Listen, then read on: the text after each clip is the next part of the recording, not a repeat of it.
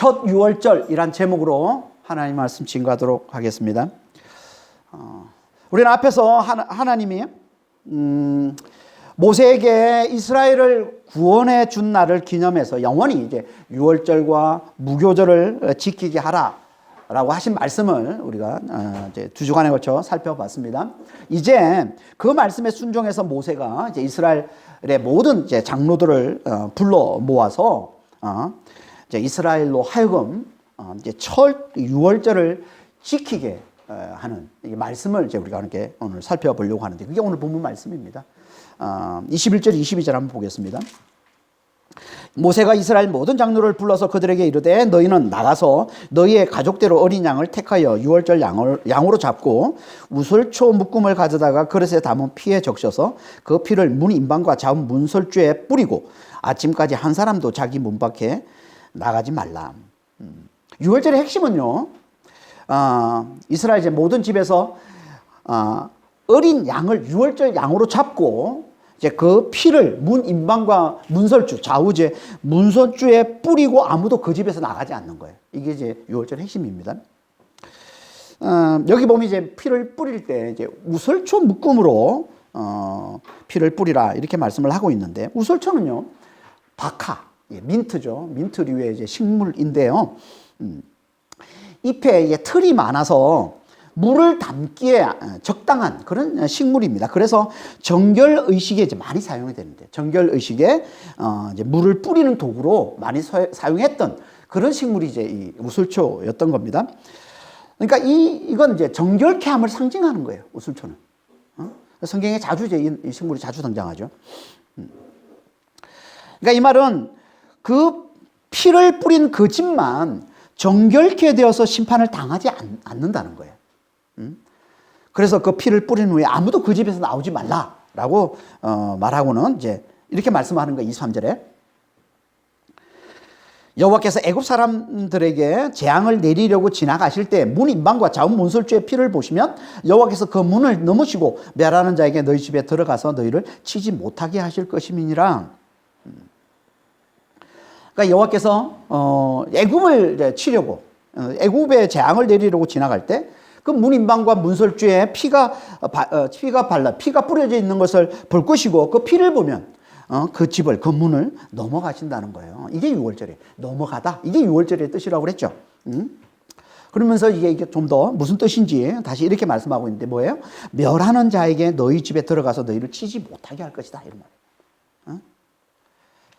그러니까 하나님이 그 문을 넘어가신다는 이 말은 멸하는 자는 애굽을 심판하는 여호와의 사자, 여호와의 천사, 하나님의 천사를 말하는 겁니다.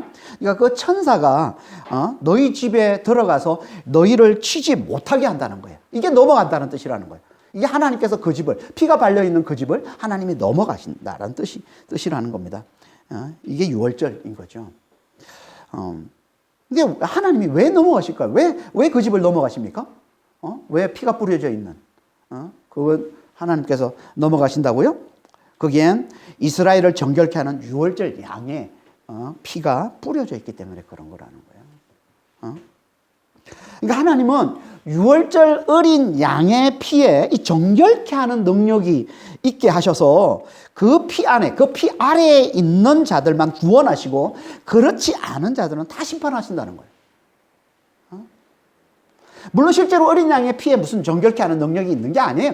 뭐 어린 양의 피를 바른다고 해서 다 정결해지고 그런 건 아닙니다. 하지만 일부러 이 유월절 어린 양의 피에만 특별히 그런 능력이 나타나게 하셨다는 거예요. 정결케 하는 능력이에요. 왜 그러신 거예요? 그건요, 이를 통해서 진정한 유월절 어린 양이신 그리스도를 통한 구원을 미리 나타내 보여주기 위해 그러신 거예요. 그래서 구약의 절기와 율법은 다 그리스도를 가리키는 그리스도의 그림자요, 그리스도의 모형이라고 하는 겁니다. 골로새 2장 16절 17절에 그러므로 먹고 마시는 것과 절기나 초하루나 안식일을 이유로 누구든지 너희를 비판하지 못하게 하라. 이런 것들은 장래일의 그림자니 몸은, 실체는, 실상은 그리스도의 것이니라. 히브리서 10장 1절에서 율법은 장차 올 좋은 일의 그림자일 뿐이요 참 형상이 아니라. 그러니까 하나님이 유월절 양의 피를 뿌려서 이스라엘을 정결케 해서 그들을 구원해 주시는 건 하나님이 그 실상인 그리스도의 피를 통해 하나님 믿는 우리를 정결케 해서 구원해 주시는 걸 미리 나타내 보여주시는 거라는 거예요, 이게. 그래서 예수님을, 그리스도를 유월절의 양, 또 하나님의 어린 양 이렇게 말씀하고 있는 거 아닙니까? 고린도서 5장 7절에 우리의 유월절 양 곧 그리스도께서 희생되셨느니라. 요한복음 1장 29절에서도 세상 죄를 지고 가는 하나님의 어린 양이다. 그러니까 유월절 양을 통해 이스라엘을 정결케 해서 구원해 주시는 이 이야기는 역사적 사건이면서 동시에 그리스도의 피를 통해 죄에서 우리를 정결케 해서 구원해 주심을 미리 나타내 보여주는 그림자, 모형이라는 거예요.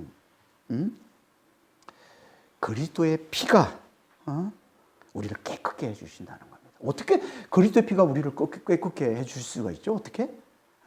그건요, 죄가 없으신 그분이 우리를 대신해서 피 흘리신 거기 때문에 그런 겁니다. 피 흘리면 죽음을 말하는 거예요. 그러니까 죄가 없으신 그분은 죽으실 필요가 없는데, 왜? 죄삭이 죽음이기 때문에. 로마서 6장 23절에 죄삭은 죽음이라고 그랬잖아요.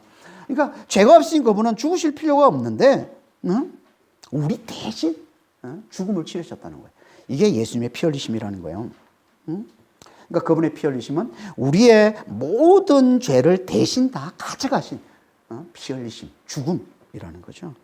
그래서 세상 죄를 지고 가는 하나님의 어린 양이다 라고 얘기를 하고 있는 거예요. 세상의 모든 죄, 과거와 현재와 미래 그 모든 죄로부터 우리를 깨끗게 하시고 우리를 자유케 해주신 것, 이게 예수의 피 흘리심이라는 거예요. 이 말은 곧 죄의 열매뿐만 아니라, 그러니까 살인, 분노, 간음, 정욕, 탐욕 같은 이 죄의 열매들뿐만 아니라 그 죄를 짓게 만드는 죄의 뿌리, 이 죄의 영까지 예수께서 다 가져가셨다는 거예요. 그래서 고린도서 5장 21절에 보면 예수님이 죄가 되셨다. 우리의 죄가 되셨다. 이렇게 말씀하고 있는 거예요. 고린도서 5장 21절에 하나님이 죄를 알지 못하신 이를 우리를 대신하여 죄로 삼으신 것은, 예수님이 죄가 되신 거예요. 우리의 모든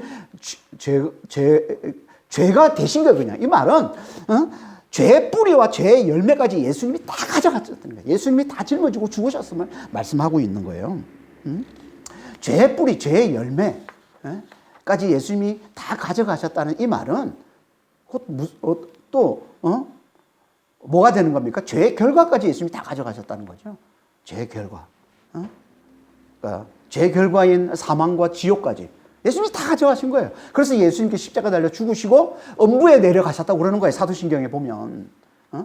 예수님은 죄의 뿌리, 죄의 열매, 그리고 죄의 그 결과들까지 예수님이 다 가져가신 거예요. 이게 예수님의 피 흘리심이라는 거예요.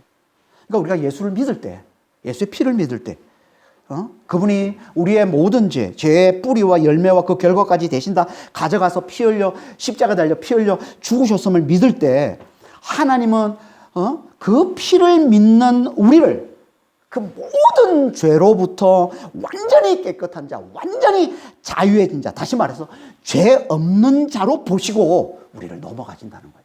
이게 구원인 겁니다.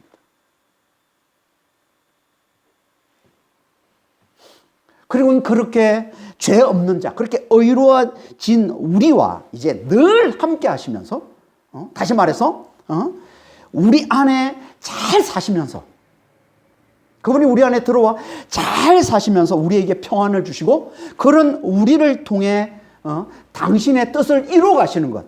이게 구원을 완성해 가는, 우리의 구원 이후의 삶인 겁니다. 그러니까, 예수의 피 흘리심은 구원의 기초인 거죠. 예수의 피 흘리심을 믿는 게 구원의 기초인 것이고, 피 흘리심을 잘 믿는 자에게 하나님이 들어오셔서 우리에게 평안을 주시고, 그리고 그런 우리를 통해 당신의 뜻을 이루어 가시는, 이게 우리가 구원 이후에 살아가는, 구원을 완성해가는 거룩한 삶이라는 겁니다. 그러니까 예수의 피를 믿는 건 구원의 기초인 거예요. 건물을 세울 때 가장 중요한 게 기초 아닙니까? 기초. 기초가 약하면 그 건물은 금방 무너지고 마는 거예요. 하지만 기초가 튼튼하면 그 건물은 오래 가는 겁니다. 기초가 너무 중요하죠. 이 구원이라는 건물도 마찬가지예요. 우리가 구원받은 삶을 잘 살려면, 다시 말해서 예수님이 우리 안에 잘 사시면서, 하나님이 우리 안에 잘 사시면서 우리에게 평안을 주시고, 그런 우리를 들어서, 그런 우리를 통해서 당신의 뜻을 잘 이루어가는 그런 구원받은 삶을 우리가 잘 살려면 기초가 튼튼해야 된다는 거예요. 기초. 그 기초가 뭐라고요? 예수의 피를 잘 믿는 거예요. 예수님이 내 모든 제 뿌리와 제 열매, 제 결과까지 다 가지고 십자가에 달려 피 흘려 죽으셨다는 걸 잘 믿는 거예요. 그래서 이제 내가 죄로부터 완전히 자유케 된 자임을, 죄 없는 자임을 우리가 잘 믿는 거예요. 이게 우리가 구원받은 삶을 잘 사는 기초라는 겁니다. 우리는 이 기초가 튼튼합니까? 이걸 잘 믿고 있나요? 예수께서 피 흘리심으로, 우리의 모든 죄를 다 가지고 예수 피 흘리심으로 우리가 이제 죄 없는 자가 됐다는, 죄에서 완전히 자유해졌다는 이 기초가, 이 구원의 이 기초가 우리는 튼튼합니까? 이걸 잘 믿고 계신가요? 대부분은 잘 믿지 못해요. 왜 그런 걸까요? 왜? 그건요, 우리가 계속 죄에 넘어지고 있기 때문에. 우리가 죄에서 완전히 자유해졌다면, 정말 예수의 피가 우리의 죄를 다 가져가셔서 모든 죄를 다 가지고 우리가 죄에서 완전히 자유해졌다면 우리가 왜 계속 이렇게 죄에 넘어지냐는 거예요. 왜? 그러니까 우리가 계속 죄에 넘어지고 있다는 얘기는 내가 아직 완전히 죄에서 자유해지지 못했다는 증거 아니냐는 거죠. 여전히 아직 내 안에 죄가 남아있는 증거 아니냐는 거예요. 그래서 우리는 죄로부터 완전히 자유해졌다는, 죄 없는 자가 됐다는 걸 잘 믿지를 못합니다. 다시 말해서 예수의 피를 믿는 이 구원의 기초가 튼튼하지를 못해요. 우리는. 다시 말해서 우리는 예수 그리스도 안에서, 그래서 예수 안에서 결코 정죄함이 없다고 했는데 늘 정죄함 가운데 살아가고 있어요. 정죄함에 사로잡혀 살아가고 있어요. 로마서 8장 1절에 그랬잖아요.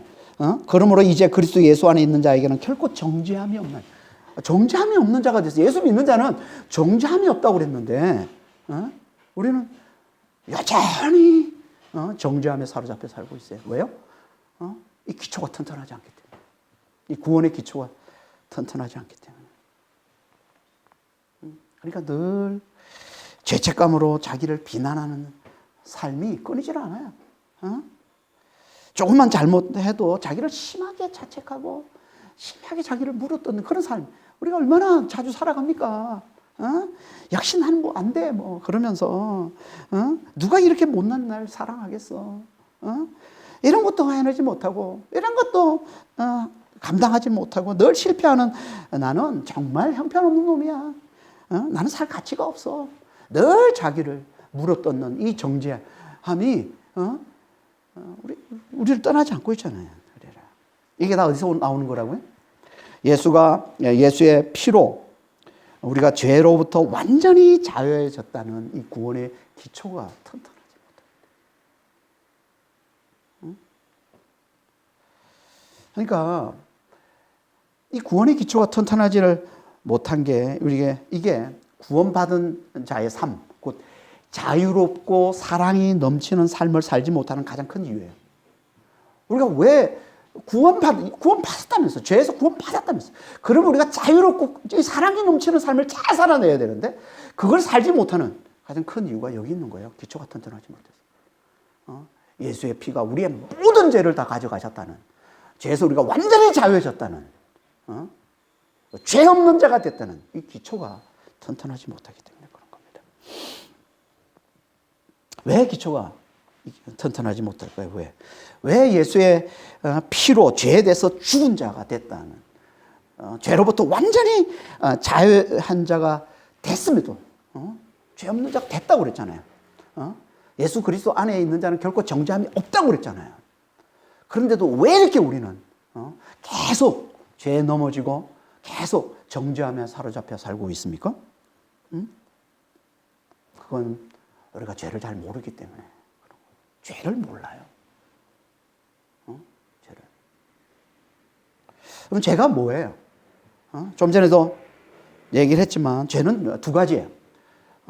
하나는 죄의 열매. 우리가 살인하고 뭐 분노하고 간음하고 정욕, 탐욕 가운데서 이게 다 죄의 열매들이에요.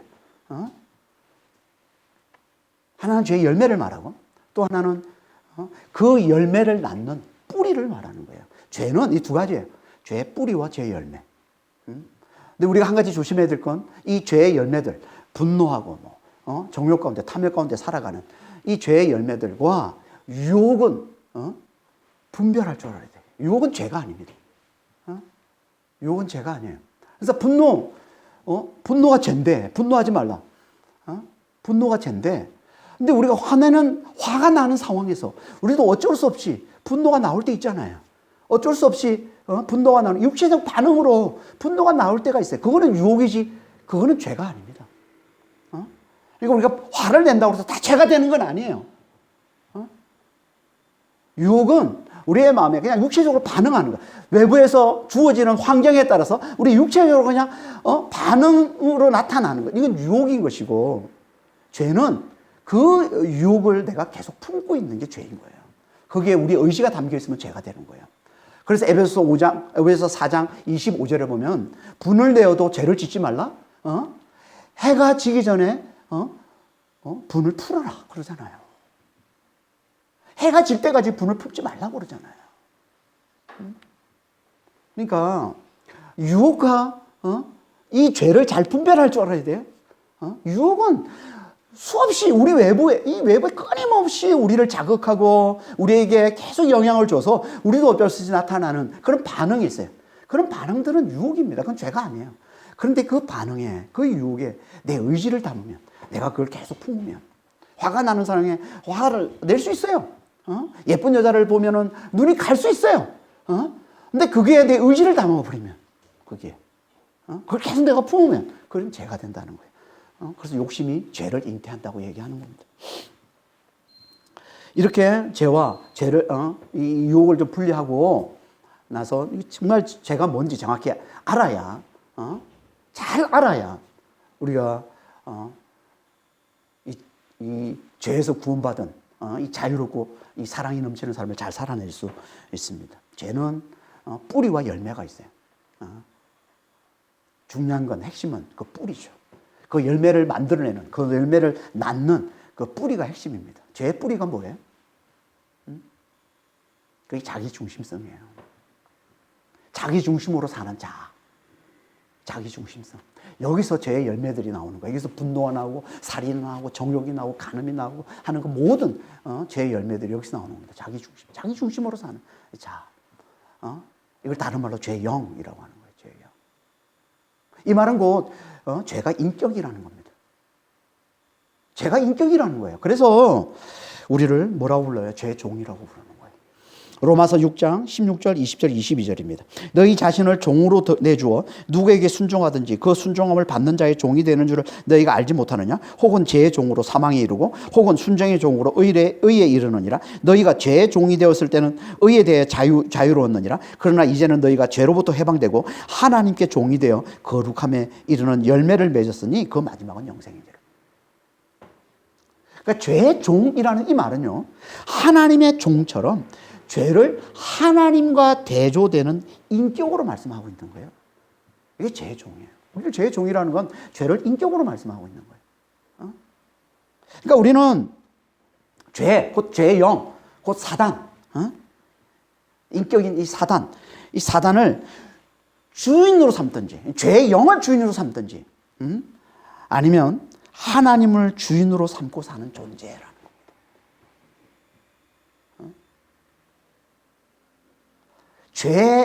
죄를 주인으로 삼든지 아니면 하나님을 주인으로 삼는 그런 존재예요, 우리는. 이 말은 곧 무슨 말이에요? 우리는 절대 자기를 주인으로 삼아 사는 존재가 아니라는 거예요. 우리가 내가 내 삶의 주인이다 라고 여기는 건 우리가 죄에게 속아서 우리가 그렇게 생각하는 것 뿐이지, 우리는 실제, 성경 말씀으로 보면 우리는, 둘 중에 하나예요. 죄를 주인으로 삼든지 아니면 하나님으로 주인으로 삼는 존재. 절대 우리 자신이 주인이 되는 존재가 아니라는 거예요. 그래서 죄를 뭐라고? 자기 중심성? 자기 중심으로 사는 자를 얘기하는 거예요. 이게 죄예요. 자기 중심성이 자기를 위해, 자기가 자기를 위해 산다고 생각. 우리는 죄라고 여기지 않지만, 그게 우리가 죄에 속아서 그렇게 여기는 것이지, 실제로는 그게 곧 죄를 주인으로 여기며 사는 것이다 라고 하는 겁니다. 그러니까 우리는 다 죄가 아니면 하나님으로 주인으로 삼고 사는 종인 거예요. 종. 이게 우리 정체예요. 우린 종이에요. 우린 주인이 아니에요. 모든 사람들은 다 종입니다. 그릇입니다. 가지예요. 나무가 아니에요. 가지예요. 그릇이지, 성전이지, 그 속에 담겨 있는 게 아니란 말이에요. 우리는 다 신부예요. 성경에서 우리 다 신부예요. 신랑이 아니에요. 우리는 다 백성이지 왕이 아니에요. 우리는 종이지 주인이 아니란 말이에요. 이게 인간의 정체라는 겁니다. 그러니까 우리는 예수를 믿기 전엔 다 죄를 주인으로 삼고 살던 자였어요. 우리는 다. 이게 에베소서 2장 2절 3절 말씀이잖아요. 우리는 다 죄의 영을 주인으로, 죄를 주인으로 삼고 살던 자였던 거예요. 그때 우리가 내놓는 모든 죄의 열매들, 뭐 살인, 뭐 분노, 뭐 간음, 정욕, 이 모든 이 죄의 열매들, 이것들은 다 자기 중심으로 사는 이 죄의 영에서 나오는 겁니다. 그렇잖아요. 주인이, 우리 속에 살고 있는 이 죄가 주인인데, 죄의 영이 주인인데, 이 주인이 내놓는 열매들이란 말이에요. 하지만 이제 예수를 믿음으로 예수의 피가 우리의 모든 죄를 다 가져가셨음을 믿음으로 우린 죄에 대해 죽은 자, 죄에 대해 죽은 자가 된 거예요.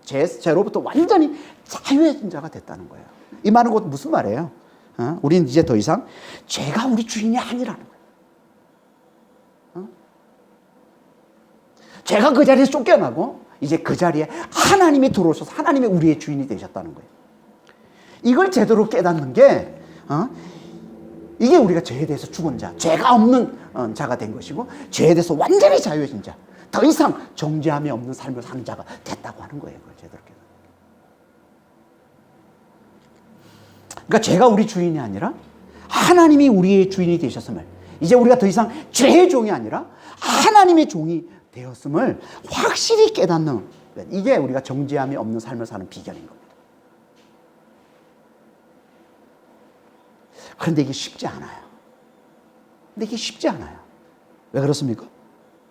그건 우리 속에 죄에 속아서 자기가 자기 삶의 주인이라는 의식이 너무 깊이 새겨져 있기 때문에 그런 거예요. 이걸 폭로시키는 게 율법입니다. 그래서 우리는 믿음으로 이제 하나님이 나의 왕, 나의 주인이라고 고백하고 그렇게 믿는다고 하면서도 율법이 주어질 때마다 우리는 또다시 자기를 의지하는 자, 곧 죄가 살아나는 거예요. 율법이 주어지면은 또 자기를 의지하는 이 자가 살아나죠. 이 죄가 살아나는 거예요. 율법이 죄를 폭로시키는 겁니다.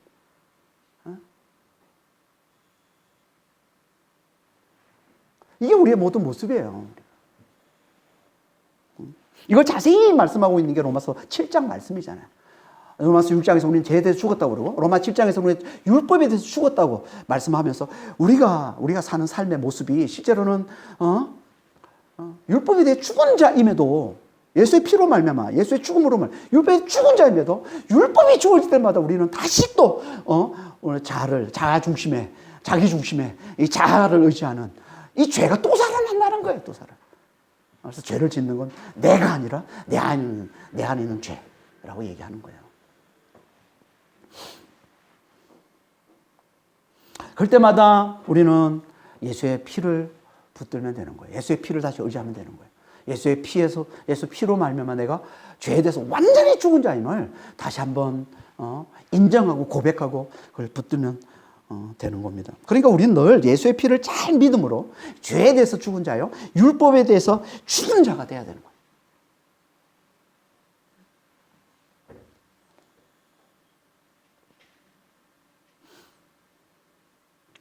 그래야 우리가 정죄함이 없는 삶을 잘 살게 되는 겁니다.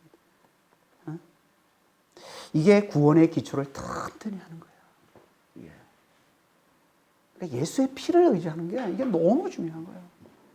예수님께서 내 모든 죄를 가지고 십자가에 달려 피 흘려 죽으셨다는 걸 이걸 잘 붙드는 게 너무너무 중요합니다.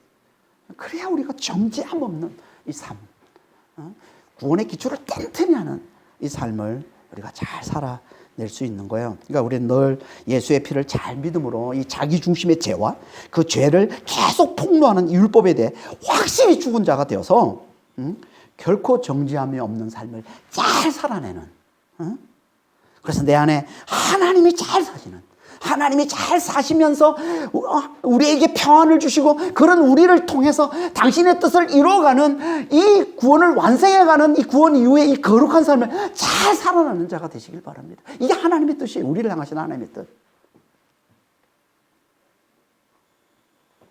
이게 다 어디에 시작한다고요? 유월절 양의 피를 뿌리는 예수의 피를 잘 믿는 데서 시작하는 거예요. 그러니까 이게 너무 중요하다는 거예요, 이게. 구원의 기초인 예수의 피를 잘 믿는 것. 그래서 이걸 규례로 삼아서 자손 대대로 영원히 지키라고 말씀을 하고, 이게 24절, 25절 말씀이잖아요. 24절, 25절입니다. 너희는 이 일을 규례로 삼아 너희와 너희 자손이 영원히 지킬 것이니 너희는 여호와께서 허락하신 대로 너희에게 주시는 땅에 이를 때 이 예식을 지킬 것이라. 이렇게 말씀하고는 그 이유를 말씀해 주는데 그게 26절에서 28절까지 말씀해요. 지키라. 이걸 유월절로 자손 대대로 잘 지켜라. 영원히 지켜라. 라고 말씀하는데 그 이유가 뭐냐면 26절에서 28절입니다.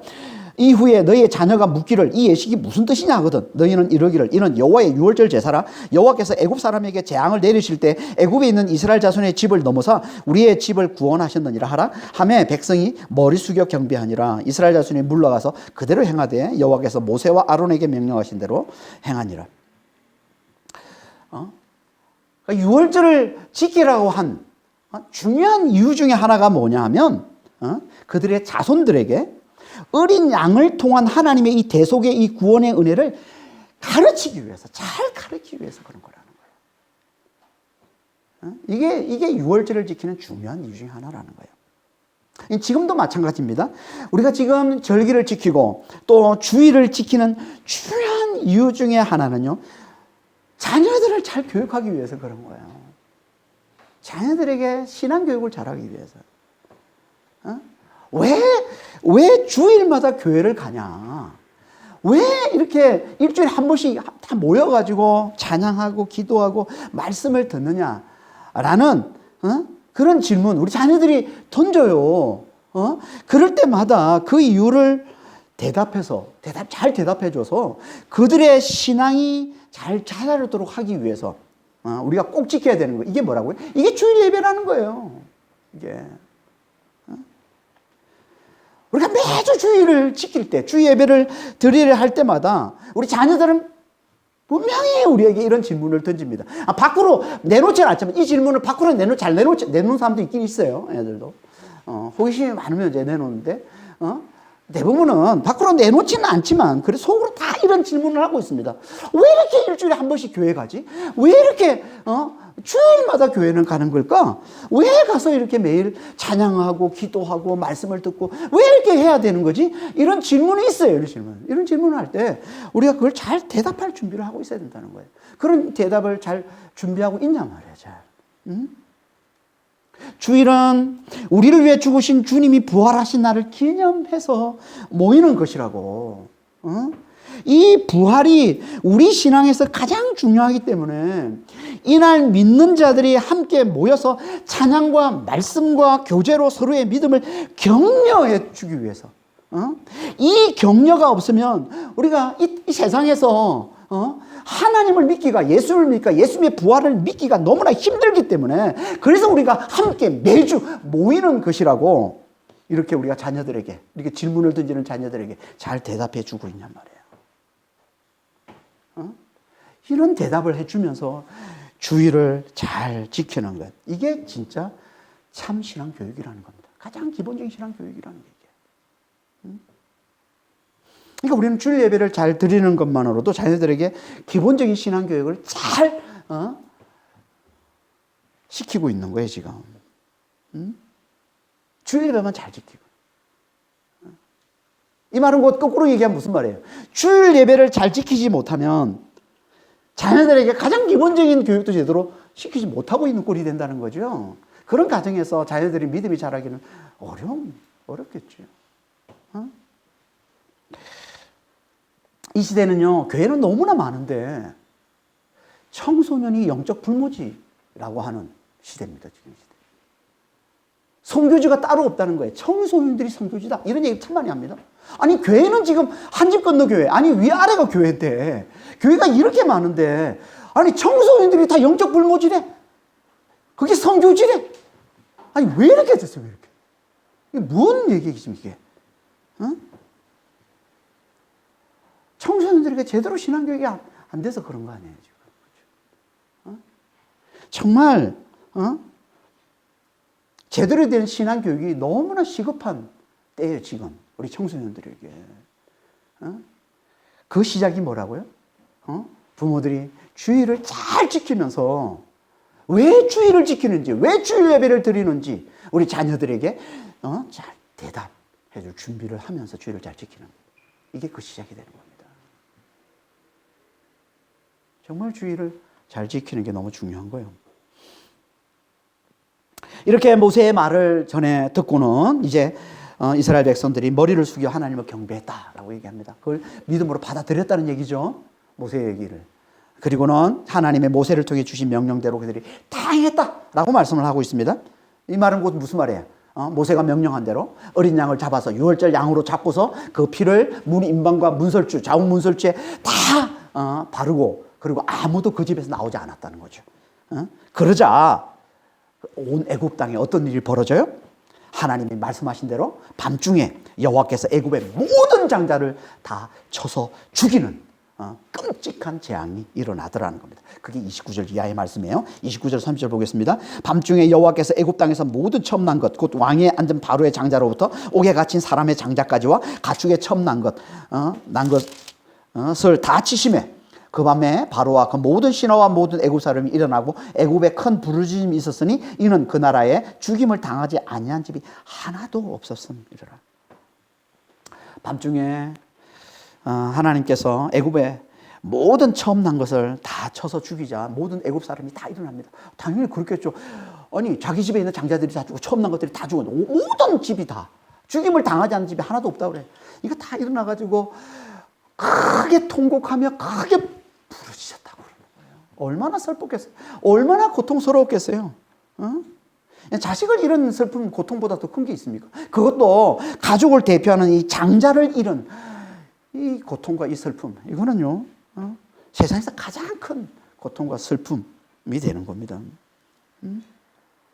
그러니까 이건 애굽 온 땅이 세상에서 가장 큰 고통과 슬픔을 당하는, 그들이 지금까지 당한 재앙과는 비교가 되지 않는, 마치 최후의 심판과 같은 너무나 파괴적이고 너무나 끔찍한 재앙을 겪고 있음을 지금 보여주고 있는 거죠.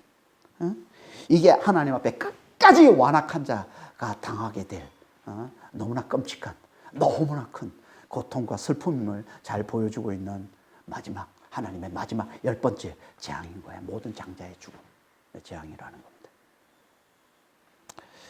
이렇게 너무나 큰 고통과 슬픔을 당하게 되면요, 이제 더 이상 버틸 수가 없습니다. 그래서 바로와 애굽이 즉각 하나님께 항복합니다. 31절 32절입니다.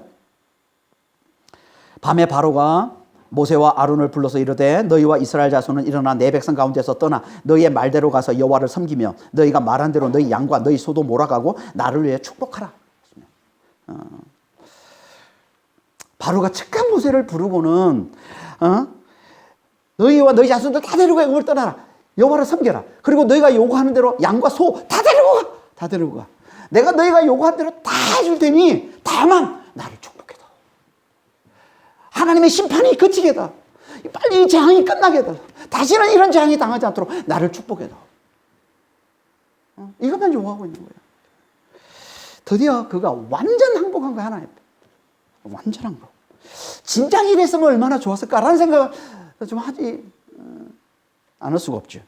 그런 안타까움이 있어요. 진짜 이랬으면 이렇게 크게 두드려 맞지 않고도, 크게 두드려 맞지 않고도, 얼마든지, 잘 살 수 있는데, 이렇게 엄청난 끔찍한 재앙을 당하고서 이제, 이렇게 하나님께 항복하는 모습을 볼 때 우리는 안타까움이 있어요. 근데 이게 실제로 우리의 모습일 수도 있다는 거예요.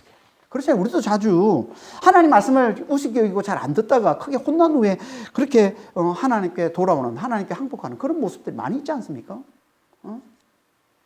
그러니까 이건 우리에게 그걸 경고하는 거예요. 제발 너희는 그러지 말라는 거예요. 정말 하나님 말씀에 잘 순종하는 자가 되라는 거예요. 절대 마지막 재앙을 당하는 때까지 버티다가 이렇게 끔찍한 재앙을 당하는 그런 어리석은 자가 되지 말라는 거예요. 정말 하나님 앞에 잘 순종하는, 하나님 앞에 완전 항복할 줄 아는 그런 믿음의 사람들이 되시길 바랍니다. 바로만 아니라 애굽 백성들도 즉각 항복합니다. 그게 33절이죠. 애굽 사람들은 말하기를 우리가 다 죽은 자가 되도다 하고 그 백성을 재촉하여 그 땅에서 속히 내보내려 하므로 가만히 있다간 자기들도 다 죽을 것 같다는 거예요. 그래서 어떻게 쓰든 빨리 이스라엘 백성들을 그 땅에서 내보내려 안간힘을 쓰다는 거예요, 지금. 그러니까 너무나 끔찍한 이 하나님의 마지막 10번째 이 재앙을 당하고는 바로와 애굽 백성들이 다 하나님께 완전 항복하고는 이제 어떻게 해서든 그들을 빨리 애굽 땅에서 내모는 것에만 이제 혈안이 되어 있다는 거예요. 그전에는 어떻게든 이스라엘 백성을 붙들어 주려고 내보내지 않으려고 그러다가 이제 엄청 이 끔찍한 재앙을 당한 후에는 어떻게 해서든 빨리 내보내는 것에만 지금 혈안이 되어 있다는 거죠. 그러자 이스라엘 백성들이 어떻게 합니까? 속히 이제 그 땅을 떠나려고 합니다. 34절. 그 백성이 발교되지 못한 반죽 담은 그릇을 옷에 사서 어깨에 매니라. 발교되지 못한 반죽, 이거는요 발효되기 전에 반죽을 얘기하는 거예요. 다시 말해서 누룩을 넣기 전에 반죽을 말하는 거예요. 그러니까 누룩 없는 빵, 무교병을 얘기하는 겁니다. 무교병. 누룩 없는. 왜 무교병을 먹으라고 했다고요? 그건 두 가지. 신속하게 떠나기 위해서, 그리고 또 하나는 죄 없는 삶을 산다는 의미로 이 무교병을 먹으라라고 했죠. 그러니까 이건 이스라엘 백성들이 신속하게 애굽을 떠나기 위해, 그리고 이제 하나님의 백성으로 구별된 삶을 산다는 의미로 이제 무교병을 챙겨서 이제 떠날 준비를 하고 있는 거예요. 그리고는 바로 떠나는 게 아니라 어떻게 합니까? 애굽 백성들, 이웃에 있는 애굽 백성들에게 가서 은금 패물을 요구하더라는 겁니다. 그게 35절 36절입니다. 이스라엘 자손이 모세의 말대로 하여 애굽 사람에게 은금 패물과 의복을 구하며 여호와께서 애굽 사람들에게 이스라엘 백성에게 은혜를 입히게 하사 그들이 구하는 대로 주게 하심으로 그들이 애굽 사람의 물품을 취하였더라. 이제 떠나기 전에 애굽 사람들이 가가지고 은금 패물을 달라는데 달라는 대로 다 준 거예요. 달라는 대로. 어떻게든 그들을 빨리 내보내는 게 지금 여기에만 관심이 있으니까 애굽 백성들은 그들이 요구하는 거 다 주면서 빨리 가 그러고 있는 거예요. 지금 그런 상황인 겁니다. 이게 뭘 의미하는 거라고 했습니까? 두 가지요. 승리의 전리품. 전쟁에서 이기면 전리품을 거두잖아요. 그런 승리의 전리품이면서 동시에 그들의 노역에 대한 하나님의 충분한 보상이라고 그랬죠. 애굽에서 고생한 것에 대한, 애굽의 노예살이로 크게 고생했던 그들에 대한 하나님의 충분한 보상. 그러니까 이건 하나님께서 우리의 이 땅에서의 이 믿음의 수고에 대해 반드시 보상해 주심을 잘 보여주는 말씀인 거예요. 우리 하나님은요 반드시 우리가 이 땅에서 믿음으로 수고한 거 절대 하나님께서 넘어가지 않습니다. 반드시 보상해 주십니다. 그것도 충분한 보상을 주십니다.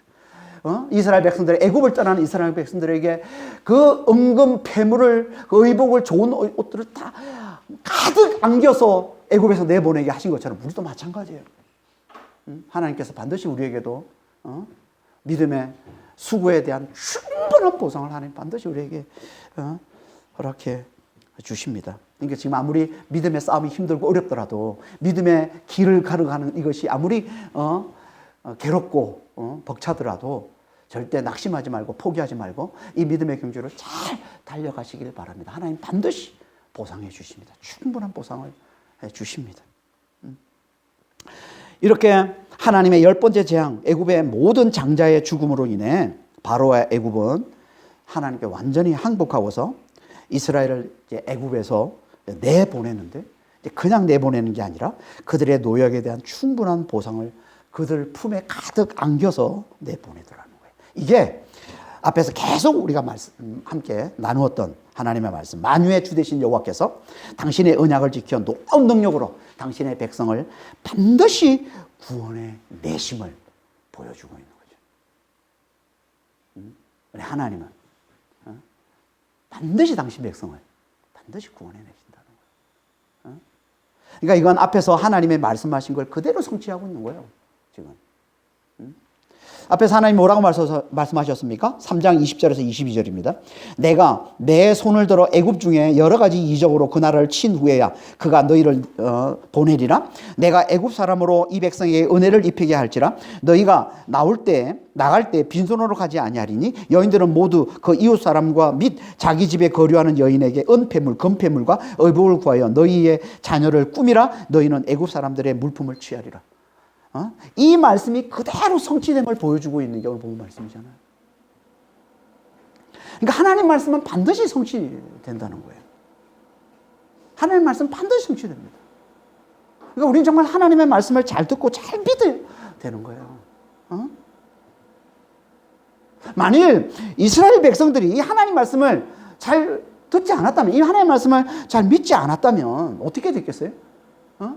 어린 양의 피를 어린 양을 잡아서 그 피를 문술주에 문인방과 그 설주에 바르라는 이 하나님의 말씀을 그들이 잘 듣지 않았다면, 그걸 믿지 않았다면 어떻게 됐겠어요? 그런 사람이 있을 수 있잖아요. 양의 피를 바르라고 했더니 왜 소의 피는 안 돼? 왜 돼지의 피는 안 돼? 왜 굳이 양의 피를? 아니 무슨 양의 피가 뭐가 된다? 그걸 바르면 하나님의 심판이 지나가고 우리가 심판을 당하죠. 어떻게 말도 안 되는 소리를 해? 그게 대체 뭐라고? 그러면서 거부하는 사람이 있을 수 있잖아요. 안 받을 사람이 있잖아요. 난 그런 걸 절대 안 믿어. 그 말도 안 되는 소리를 그걸 누가 믿어? 그러면서 거부하는 사람이 있어. 만약에 그랬다면 어떻게 됐겠습니까? 당연히 그들에겐 하나님의 말씀의 성취가 없었겠죠. 그들에겐 애굽 사람과 똑같은 장자의 죽음으로 인한 큰 부르짐, 통곡만, 고통만, 슬픔만 있을 뿐, 바로의 완전한 항복과 출애굽의 이 놀라운 구원, 그리고 그들 품에 가득 안겨서 나가게 하는 그 승리의 전리품, 그 충분한 보상을 누리는 건 없었겠죠, 그들에게. 이 엄청난 구원과 축복이 그들에겐 주어지지 않았어요. 지금도 마찬가지입니다. 지금도 마찬가지예요. 6월절 어린 양 예수의 피를 믿으면 그 피가 내 모든 죄를 다 가져가셨다는 걸 우리가 잘 믿기만 하면 우리는 죄 없는 자가 되어서 더 이상 죄가 주인이 아니라 하나님이 주인인 자가 되어서 더 이상 죄의 종이 아니라 하나님의 종이 되어서 하나님이 베푸시는 놀라운 구원을 누리며 사는 자가 된다는 이 하나님의 말씀을 우리가 듣지 않고 우리가 이걸 받아들이지 않으면 우리가 어떻게 되겠습니까? 그럴 수 있잖아요. 많은 사람들이 그러지 않습니까? 아니 누가 그런 말도 안 되는 걸 누가 믿어? 아니 예수의 피를 믿는다고, 예수의 피를 믿는다고 내 죄가 없어진다고? 아니 그것도 2000년 전에 죽은, 2000년 전에 죽은 그 예수의 피가 2000년 후에 지금 살고 있는 지금 내 죄를 다 없애준다고? 다 가져간다고? 그런 말도 안 되는 소리를 누가 믿어? 그런 게 어딨어? 말도 안 돼. 아니 그리고 지금 인간의 이 능력이 지금 하늘을 찌르는 이 AI 시대에 인간은 종에 불과하다고? 인간이 주인이 아니라고? 인간은 죄의 종이든지 하나님의 종 둘밖에 안 된다고? 세상에 그런 말도 안 되는 그런 게 어디 있어? 난 절대 그거 받아들이지 못해. 난 이거 절대 받아들일 수가 없어. 만들 수가 없어. 이렇게 반응하는 사람들 있잖아요. 좀 너무 많습니까? 예수를 복음을 전하는. 그렇게 되면 어떻게 됩니까? 당연히 말씀의 성취는 이루어지지 않는 거죠. 그들에겐 애굽 사람과 똑같은 죄로 인한 영원한 멸망만 있을 뿐 절대 하나님이 주시는 이 부활과 영생의 이 놀라운 구원, 승리의 전리품, 우리의 이 땅에서의 믿음의 수고에 따른 수고에 대한 충분한 보상을 거두는 이 엄청난 축복, 이걸 누릴 수는 없는 거죠. 그러니까 우리는 하나님의 말씀을 잘 듣고 잘 믿는 자가 되시길 바랍니다. 무엇보다 먼저 구원의 기초인 6월절 양 예수의 피를 잘 믿는 자가 되시길 바랍니다. 그 피가 내 모든 죄를 다 가져가셨다는 거예요. 죄의 뿌리와 죄의 열매, 그 결과까지 그 예수의 피가 다 가져가셨다는 거예요. 그래서 내가 죄가 없는 자가 됐다는 거예요. 죄로부터 완전히 자유해진 자가 됐다는 걸 잘 믿는 자가 되시길 바랍니다. 이제 더 이상 죄가 주인이 아니라 하나님이 주인이 된 자임을, 내가 죄의 종이 아니라 이제 하나님의 종이 되었음을 잘 믿는 자가 되시길 바랍니다. 그래야 정죄함 없는 삶을 잘 살 수 있는 거예요. 죄에게 속아서 자기를 정죄하는, 자기를 집착하는, 자기를 비난하는 그런 삶에서 완전히 자유하지 삶을 우리가 잘 살 수 있는 거예요. 그래야 우리가 늘 주님이 내 안에 잘 사시면서 우리에게 평안을 가져다 주시고, 그런 우리를 통해서 당신의 뜻을 이루어 가시는, 구원을 완성해가는 구원 이후의 이 거룩한 삶을 우리가 잘 살아갈 수 있다는 겁니다. 그게 어디서 시작한다고요? 예수의 피를 잘 믿는 데서. 예수의 피가 우리의 모든 죄를 가져가셨다는, 우리의 죄가 되셔서 예수님이 죽으심으로 말미암아 우리의 모든 죄를 다 가져가셨다는, 죄의 뿌리, 죄의 열매, 죄의 결과까지 다 가져가셨다는, 그래서 우리가 죄가 없는 자가 됐다는, 죄에서 완전한 자유, 완전히 자유한 자가 됐다는 예수의 피를 잘 믿는 데서 시작하는 겁니다. 예수의 보혈, 예수의 피를 잘 믿으시고 죄로부터 완전히 자유해진 자가 되셔서 이제 우리 안에 주님이 잘 사시는, 그래서 주님이 주시는 평안을 잘 누리면서 우리를 통해 당신의 뜻을 이루어 가시는, 하나님의 뜻을 이루어 가시는 그 거룩한, 구원을 완성해가는 거룩한 삶을 잘 사시는 그런 믿음의 성도가 다 되시길 예수님으로 축원합니다. 기도하겠습니다. 하나님 아버지, 정말 저희는 하나님의 말씀을 잘 듣고 그 말씀을 잘 믿는 자가 되기를 원합니다. 무엇보다 먼저 정말 유월절 어린 양이신 예수의 피를 잘 믿는 자, 예수의 피가 우리의 모든 죄를 다 가져갔다는, 그 예수의 피가, 예수의 죽으심이 그 모든 죄를 다 가져가서 이제 우리는 죄 없는 자가 됐다는, 죄로부터 완전히 자유해진 자가 됐다는, 이제 더 이상 죄가 주인이 아니라 하나님이 주인인 삶을 사는 자, 죄의 종이 아니라 이제 하나님의 종이 된 자가 됐다는, 아버지 하나님, 정말 이 말씀을, 이 복음을 우리가 잘 믿는 자가 될 수 있도록, 그래야 아버지 하나님 저희들 정죄함 없는 삶을 잘 살 수 있습니다. 그래야 하나님이 저희 안에 잘 사시면서 우리에게 평안을 가져다 주시고, 그런 우리를 통해서 정말 당신의 뜻을 잘 이루어 가시는 아버지 하나님, 구원을 완성해가는 이 거룩한 삶을 우리가 잘 살아갈 수 있습니다. 정말 저희들 정말 예수의 피에 강한 자, 예수의 피를 믿는 이 믿음의 강한 자가 될 수 있도록 저희를 축복해 주시고 주님 인도하여 주시옵소서. 감사하며 우리 주 예수 그리스도로 기도합니다. 아멘.